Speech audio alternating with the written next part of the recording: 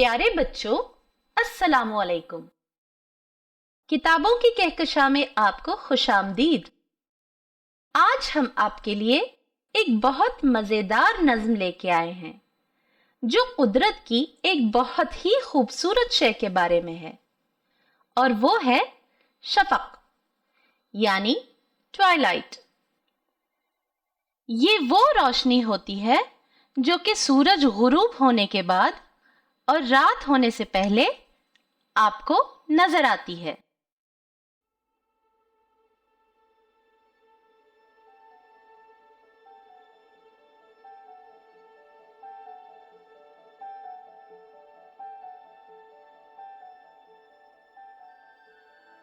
شفق پھولنے کی بھی دیکھو بہار، ہوا میں کھلا ہے عجب لال آزار۔ ہوئی شام بادل بدلتے ہیں رنگ، جنہیں دیکھ کر عقل ہوتی ہے دنگ۔ نیا رنگ ہے اور نیا روپ ہے، ہر ایک روپ میں یہ وہی دھوپ ہے۔ طبیعت ہے بادل کی رنگت پہ لوٹ، سنہری لگائی ہے قدرت نے گوٹ۔ ذرا دیر میں رنگ بدلے کئی، بنفشیو نارنجیو چمپئی۔ یہ کیا بھید ہے، کیا کرامات ہے، ہر ایک رنگ میں ایک نئی بات ہے۔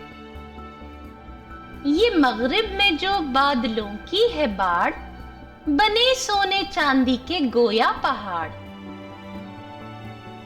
فلک نیل گوں اس میں سرخی کی لاگ، ہرے بن میں گویا لگا دی ہے آگ۔ اب آثار ظاہر ہوئے رات کے، کہ پردے چھٹے لال بانات کے۔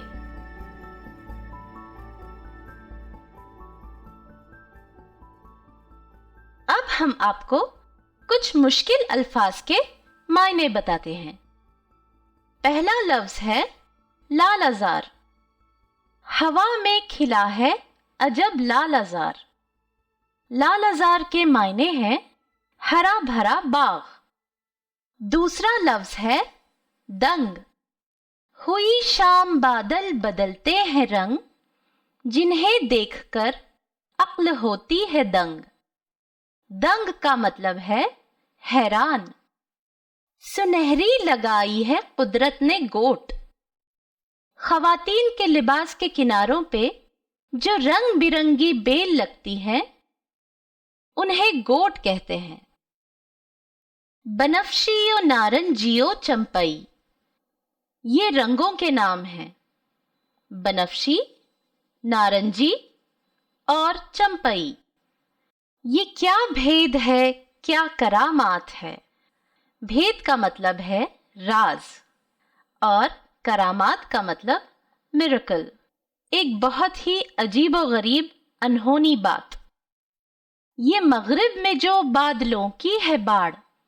باڑ جب بہت سارے پودے اور بہت سارے درخت ایک جگہ جمع ہو جائیں اور ایک دیوار سی بن جائے، اسے باڑ کہتے ہیں۔ فلک نیل گوں، نیل گوں کا مطلب ہے نیلا۔